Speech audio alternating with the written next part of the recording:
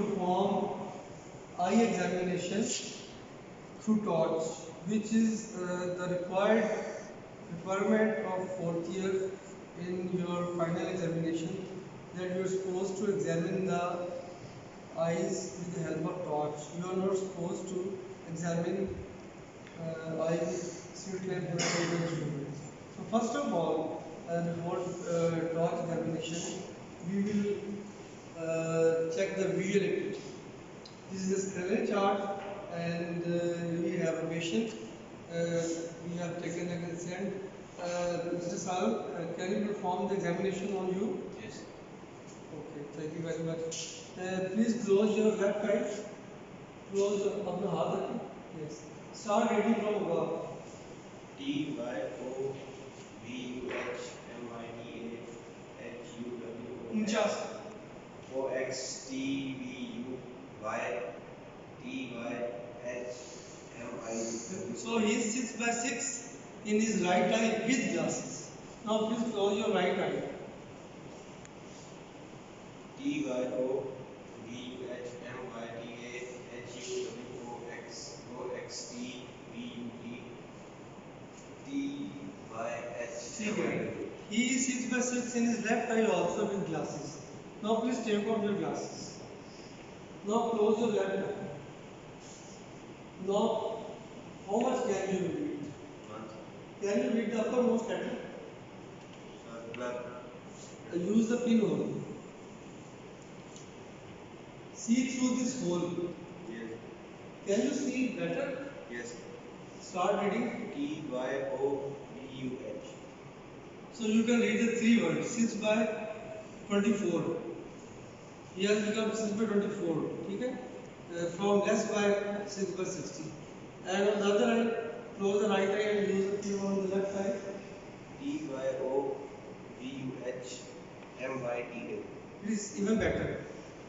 So, if a patient has come to you with glasses, you have to take the vision with glasses, then without glasses, then with pinhole. The principle, this thing is to be remembered and written in your mind. The optical principle of pinhole is that it allows theoretically only a single ray of light to pass through the visual axis. Thereby, the diffractions are eliminated and patient becomes able to see the better. But if the number is high, he cannot see 6 by 6 by 6. But if the vision is improved, it means that the decrease in the vision is because of some refractive error. If visual acuity does not improve with the help of pinhole, then it means there is some other disease, not effective error, some organic eye disease like corneal opacity, cataract, or some retinal problem. Okay? Mr. Sam, please come here.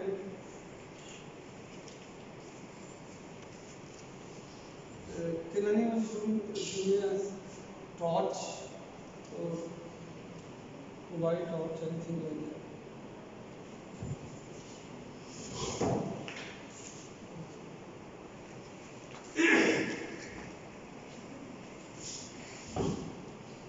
Now, this is what we have checked. His visual acuity with glasses was 6 by 6. Third level, okay? And without glasses, his vision was less than 6 by 60. And with pinhole, his vision in right eye was 6 by 24 and left eye was 6 by 18. Right? Understood, everybody? Now, after having taken the visual field, we will perform this is the cycle section. I ask that if you keep this picture in your mind, you will remember all the structures of the structures which you have to see. You will take a snap of this slide also.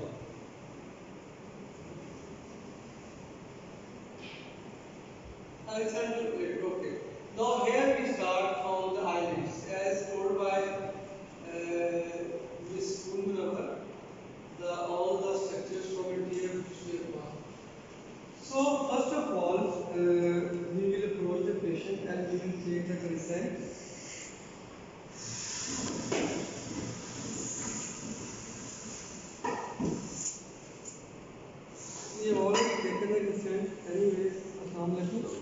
My name is Dr. Shadab Singh, and I will perform eye examination torch on your eyes. You will have no problem. Will you consent? It's a good show. So what is your name? Salih. Sani. Okay. So please take out your glasses. Now, what we will see? We will see first of eyelids, lashes, margin of the eyelids and its position. So close your eyes. I can see the eyelashes. They are black. They are in normal in number. Almost 30 to 40 lashes are present in the upper eyelid and up to 20 in the lower eyelid. There are no scales, white scales which happen in the blepharitis. Open your eye. Yes. Now I am looking at the eyelid margins. There are no eyelid globules which are present in pustular blepharitis. There is no clasion, no style. There is no growth in the periorbital part, neither on the face or forehead, and there is no abnormal head posture. So by this I have got the information that there is no cranial palsy, and what positive findings can be present in eyelid examination. There can be white scales in anterior blepharitis. There can be oil globules in meibomian glands. You can find clasion, which is the chronic granulomatous inflammation of the meibomian glands by lid averting, and it will be visible on the upper or lower eyelid as a elevated painless lesion. You can find the stye, which is a painful lesion, which is present on the lid margin. The difference between the eyelid, the clasion and stye, their stye is painful and is at the lid margin and arises from the base of the follicle. Clasion is a painless swelling. It is away from the lid margin and it arises from meibomian glands. Okay. Now we move forward to the conjunctiva. Positioning of the eyelids. In positioning of the eyelid, we check basically the entropion and the ectropion. In ectropion, the eyelid becomes like this. So the punctum is no more in contact with the eyeball. So the patient presents with epiphora, increase in the lacrimation. And in entropion, the eyelid margin rolls inward like this, and the eyelashes eyelashes touch the cornea and cause the irritation, and it is called lacrimation. Watery eye is to be divided into two types, whether it is over secretion or it is lower drainage. If there is over secretion, it is lacrimation. If it is lower drainage, it is called epiphora. Okay. So his positions are tweaked, that are alright. There is nothing wrong with the eyelids. No entropion, no ectropion, no trichiasis. In conjunctiva, it is divided into three parts: bulbar, palpebral, and furniture. The white part, which you can see up, if you see in the light. Okay, the white part which is visible is the sclera, and you are looking at the sclera through the transparent conjunctiva. If there is inflammation of the conjunctiva, then you will not be able to see the sclera, and you will find reactions like papillary reaction, follicular reaction, by which you can find that there is something wrong with the conjunctiva and conjunctivitis. And the three parts, the visible part is the bulbar conjunctiva. Now I will pull the lower eyelid, and this is the fornix. नीचे देखिए, I will invert your eyelid, you will have a little discomfort. Okay. Now I will invert the upper eyelid. Please zoom it.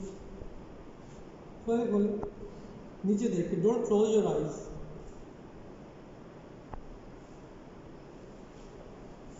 नीचे देखो, don't close, zoom it. This is a palpebral conjunctiva. Okay, you will find, I'm sorry for the discomfort, and here you can find some lesions, some inflammation, some papillary follicular reaction. So bulbar conjunctiva, palpebral conjunctiva, and pharyngeal conjunctiva, you have seen the things. You can find a number of findings like any nodule, pterygium, which is a degeneration, and so on, which are written on the book. I am not going into the theory. I am trying to demonstrate the torch eye examination. So these things you will have to read from your books. Next,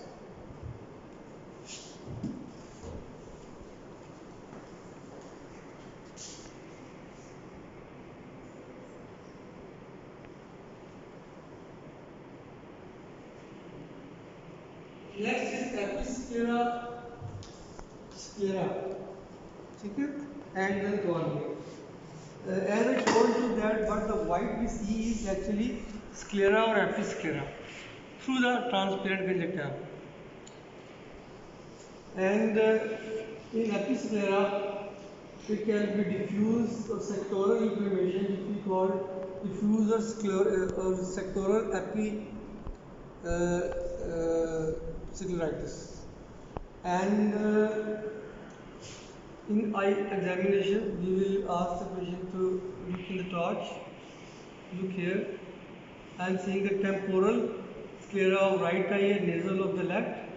I am now looking at the nasal episclera and sclera also of the right eye and temporal of the left. Similarly, upwards and lower. When you see the lower, you will always pull the नीचे देखें. You will always pull the eyelids upwards so that you may not miss any lesion. So this was examination of episclera and sclera, and now we come to the cornea. Cornea is a transparent structure. If you find any vascularization, ulceration or opacity, it is abnormal. The example of corneal examination I used to use is that it's like a watch.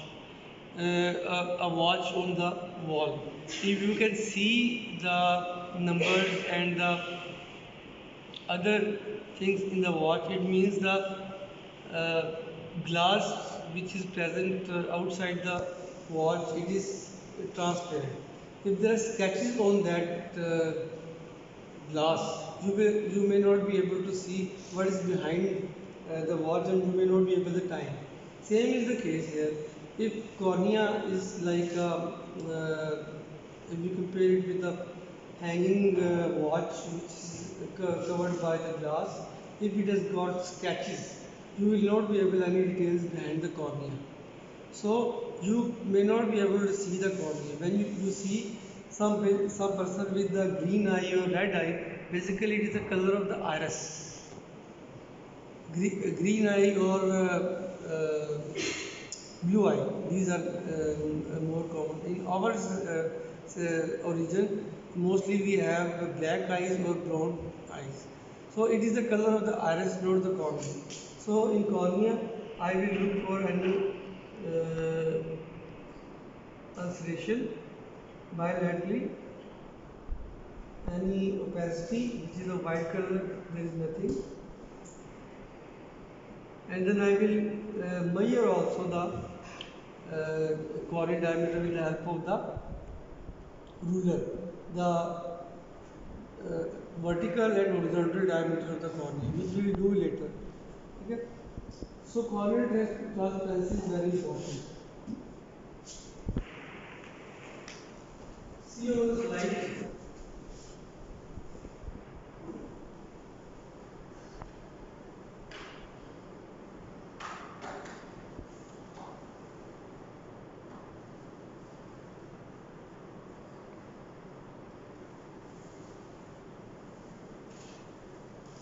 This is corneal opacity.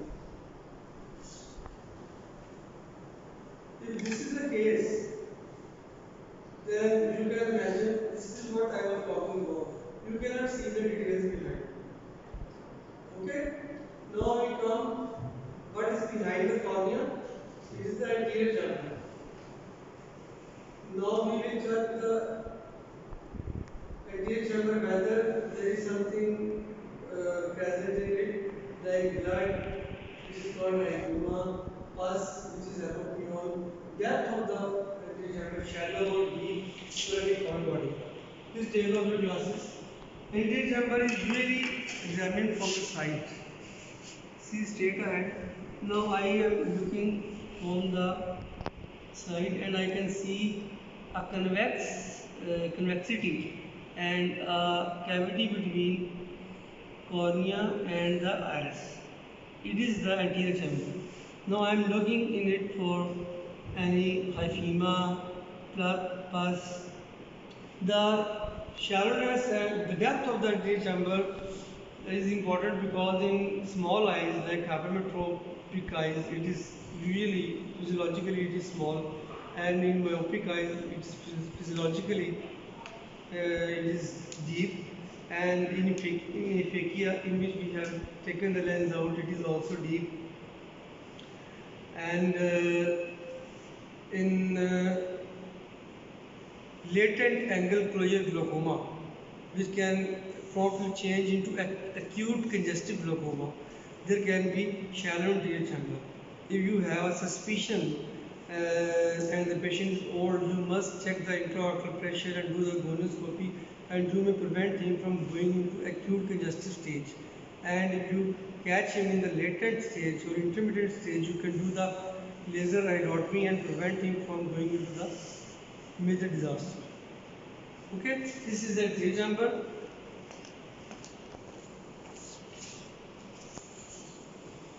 This is hyphema, which is not in the anterior chamber. This is apophyton. This is the cross in the anterior chamber. Now we will check the pupil. In pupil, we will check the size and reactions. This meaning light test and pupils regular or irregular.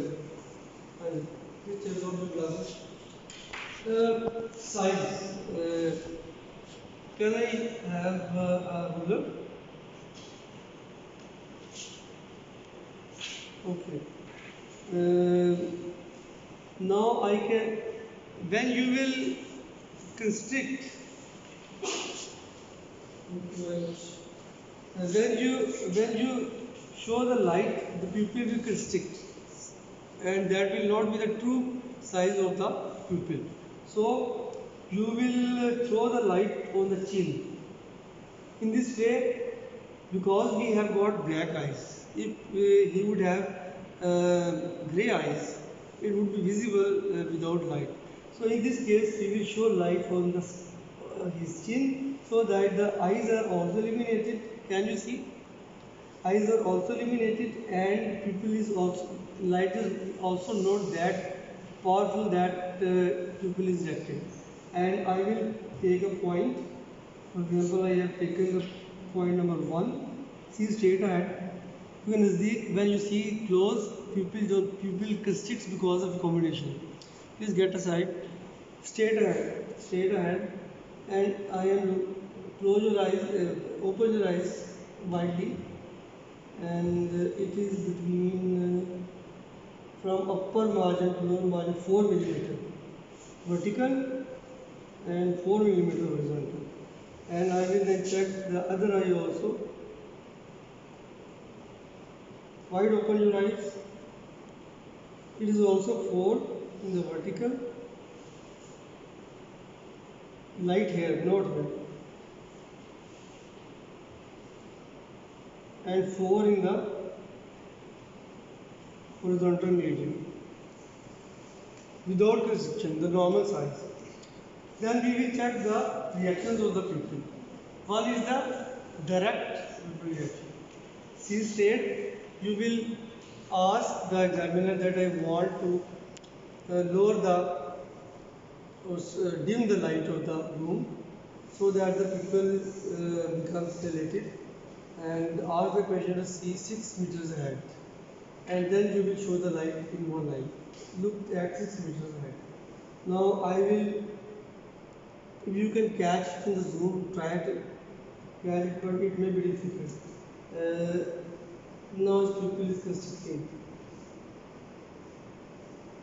I am coming from temporal to his eye.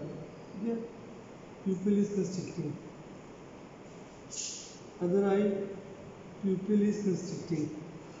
This is direct pupillary reaction. The other is indirect or consensual. It means when you show the light in one eye, the other eye, the other pupil also constricts. It is because of what? Because of what? Consensual. ऊंचा बोले एडिंगर Westfall nucleus के जरिए वहाँ पर वो प्रीडक्टर nucleus से efferent fibre जाते हैं थर्ड नर्व के, तो दोनों आइज को सप्लाई करते हैं. उसके लिए हम इधर रखते हैं, ठीक है, हाथ इस तरह नहीं रखते, because light will pass through this gap. So we place like it, ask the patient to see forward, and now I will show light here and I will see the other eye, and the other pupil is constricting, or I will see show light here, सीधा देखो here, and this eye is pupil is constricting. This is consensual light reflex. Okay. Swinging light test or RAPD is a relative afferent pupillary defect. Relative afferent pupillary defect, as its name suggests, that it is a relative term, and if we have it is done in cases where we suspect a lesion in the optic nerve. For example, if we suspect that because of some disease like optic neuritis, he has got some problem in his right eye, then we will perform RAPD. So what will happen? First of all, I will show you how to perform the swinging light test. See straight ahead, throw the light in one eye, then like swing in the other eye, in a couple of 2 seconds, other eye, and then other eye, and this eye. This is the procedure by which how swinging light test is performed. You people in the exam may be asked to perform swinging light eye test. What is the mechanism? If right eye is damaged and I throw light, keep in mind the visual pathway of the pupil. Visual pathway and the pupillary pathway. You know the pupillary fibers change their direction from which part while going behind? Huh? ऊंचा बोले. Some fibers which go from the optic nerve, they go into the lateral genital body and then into the Edinger Westphal nucleus. So, if this eye is affected, I will show light. What will happen? Will it constrict or not? Yes or no? ऊंचा बोले. ऊंचा बोले. This eye is affected. Optic nerve carries the afferent fiber, afferent messages. Efferent nerve is okay. Efferent nerve is third nerve, third cranial nerve. Optic nerve is damaged and it carries the message. Will this eye constrict? No, because the fibers which take the messages are damaged. But third nerve is fine. Now, if I show light in this eye, will the damaged eye will constrict? Yes, because the efferent fibers are intact. So, in swinging light test, when we do this swinging light test like this, so the right eye is damaged. When at this stage, both pupils will be constricted when the light is on the left eye.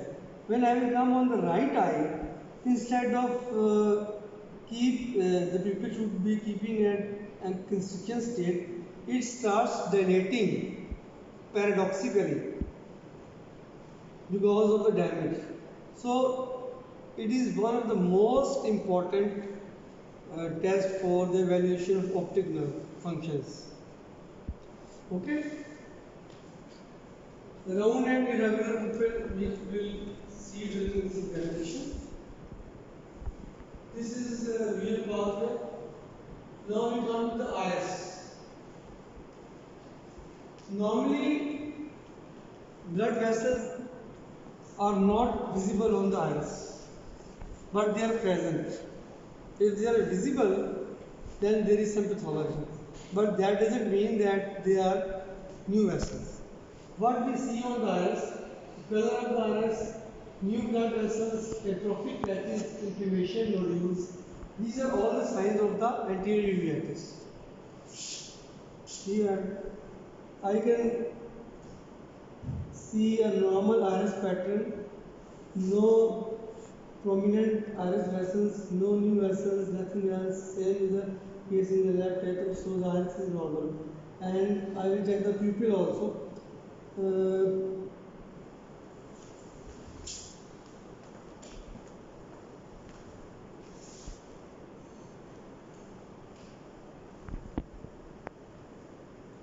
we come to the lens. Okay. The structure behind the pupil is the lens. If the now we have to look for the color of the pupil. Is it black? Is it white? Is it grey? If it is white, then it is called white pupil or leukocoria. And there are many differential causes of the leukocoria, like we discussed yesterday, like cataract, retinoblastoma, PHPV, posterior granuloma, toxocarial granuloma, Coats disease, and so on. You will have to differentiate these things. But in this case, we see that the lens is clear, and I can see a point behind the pupil on the lens. Transparent lens is showing that it is transparent. This image which I see on the cornea and on the lens, these are called Purkinje-Sensen images. Purkinje-Sensen images named after the scientists who discovered it. You may further give a review. Now, first of all, you will see for opacity. Lens has got three parts: capsule, nucleus, and cortex. If you find opacity, then you will have to rule out all the causes of white pupil, and in old age the most common cause of white pupil is cataract. Absence of lens is called aphakia, and in aphakia you will see a jet black pupil, very black pupil, and anterior chamber will be shallow because there is no spot behind now. Intraocular lens, it is implant, it is called pseudophakia. You will see a double image on the lens with the help of torch, or you can also see the shine behind the pupil. And if it is subluxated or malposition, you can easily see with the torch, and with the help of direct thermoscope you will see against the red fundus, and it is called sunset syndrome. It will be visible like the sun is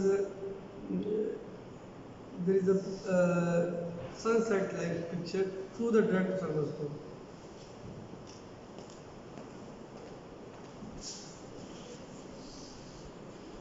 This is cataract. This is pseudophakia. Okay. Now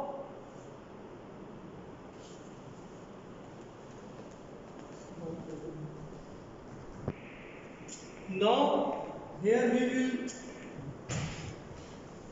leave the torch and we will check the extraocular muscles. There are three extraocular movements.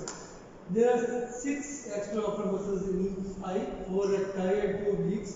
Extraocular muscles are checked by checking extraocular movements in 9 cardinal positions.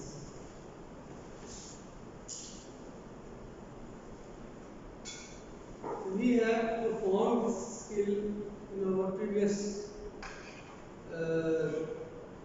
day, okay? So I think I should skip it. Then digital tonometry we have also performed it yesterday. I mean to say that after torch, the other things which you will have to perform are extraocular movements, digital tonometry, and the regurgitation test which we have already performed. And then there are special examinations. Thank you very much. Thank you, Mr. Salam. You have your seat.